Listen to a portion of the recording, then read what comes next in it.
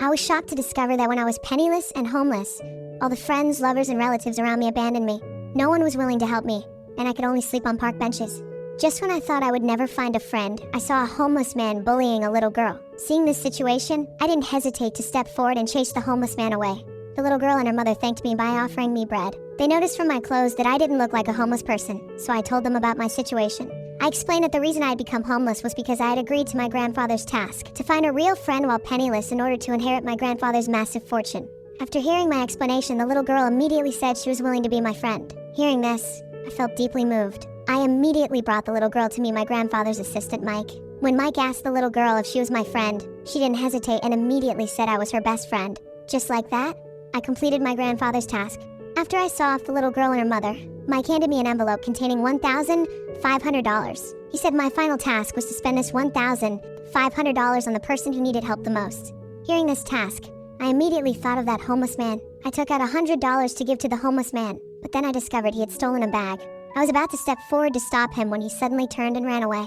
What surprised me was that the stolen bag actually belonged to that little girl. Using the hospital medical records I found in the bag, I tracked down the little girl. But when I arrived at the hospital, I discovered that the little girl had cancer. This shocked me deeply. To avoid upsetting the little girl, I chose to quietly leave. Just as I was about to leave the hospital, I found the assistant Mike had arranged. I gave him the only $1,500 I had and asked him to give it to the hospital on my behalf. Then I immediately went to find Mike. I just wanted to complete the task as quickly as possible to get the inheritance so I could help the little girl with her treatment. But this time, Mike gave me a simple task. He handed me a check for $100 million and told me to use it for investment, with the condition that it had to be a meaningful investment. When I received this money, I didn't know how to help the little girl at first. Later, when I went to the hospital to see her again, a nurse told me the little girl was at the church. When I found the little girl, she asked me if I knew about her condition. I didn't answer when I heard this. The little girl told me that she actually wasn't afraid of death, but what she feared most was separation, because if she left this world, her mother would be all alone. She asked me if I could help take care of her mother. Hearing this request, I agreed without hesitation. But the little girl told me she hoped I would take care of her mother for the rest of her life. Hearing this, I was stunned. I never expected these words to come from a 6-year-old girl. To put her mind at ease, I finally agreed and promised to take care of her mother for life.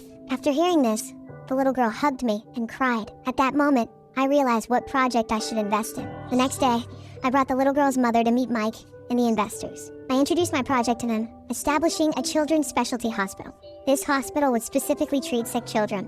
What made this hospital special was that it would create a happy environment for the children, helping them maintain an optimistic attitude every day as they face their illnesses, and we would find the world's best doctors for them. My goal was simple. I hoped all these sick children could grow up healthy. I stated that my entire $100 million would be